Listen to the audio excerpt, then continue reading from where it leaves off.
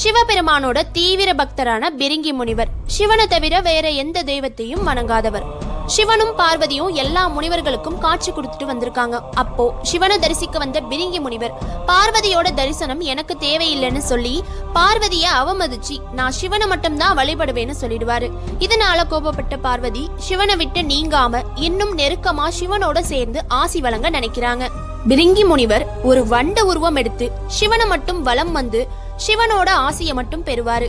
பார்வதி சிவன் கிட்ட எனக்கு உங்க உடம்புல பாதி இடம் வேணும்னு கேக்குறாங்க. பிரிங்கி முனிவரோட ஆணவத்தாலும் சிவன் தனக்கு பாதி இடம் தர மறுத்ததாலும் பிரிங்கி முனிவரை சபிச்சு எலும்பு கூட மாத்துறாங்க பார்வதி.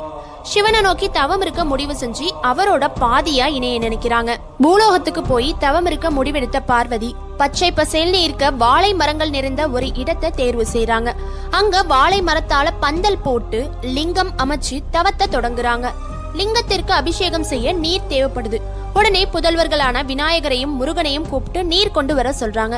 விநாயகர் என்ன பண்ணுவார்னா மலை உச்சியில தவம் இருக்கும் ஒரு முனிவரோட கமண்டலத்துல இருந்து நீரை தட்டி விட்டு கமண்டல நதியை உருவாக்கி பார்வதி தேவியை நோக்கி பாய வைப்பாரு. முருகன் பக்கத்துல இருக்க ஒரு மலையில வேளால குத்தி நதியை உருவாக்குவாரு. அந்த நதி சேயாரா மாறி பார்வதியை நோக்கி பாயுது. இந்த நதிகள் பார்வதியை சென்றடைறதுக்கு முன்னாடி அவங்களே பிரம்பால பூமியில அடிச்சு நீரூற்ற உருவாக்குவாங்க. அந்த நதி பிரம்பக நதியா உருவாகுது. இந்த 3 நதிகளும் ஒன்னு சேர்ற இடம் தான் முனுகப்பட்டு. இந்த இடம் முக்கோட்டுன்னு சொல்றாங்க.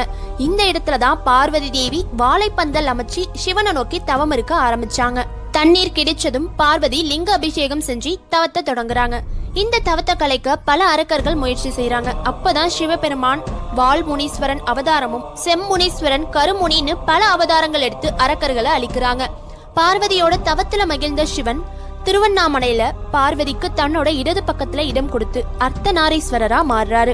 வாழைத்தோப்பில் தவம் இருக்கும் போது தண்ணீர் வர கால தாமதமானதால கோபப்பட்ட பார்வதியோட உடல் சிவந்து செந்நிறமா மாறிட்டான். விநாயகர் முருகன் உருவாக்குன நீரூற்று பார்வதியை அடைஞ்சோன்னு கோபம் தணிஞ்ச பார்வதி பச்சை நிறத்துக்கு மாறினதால பச்சையம்மனா மாறியிருக்காங்க. தன்னோட தப்ப உணர்ந்த பிரிங்கி முனிவர் சிவனையும் பார்வதியையும் அர்த்தநாரீஸ்வரர் உருவத்துல வழிபட்டு திருவண்ணாமலையில பார்வதி கிட்ட பெற்ற சாபம் நீங்க பெற்றிருக்காரு.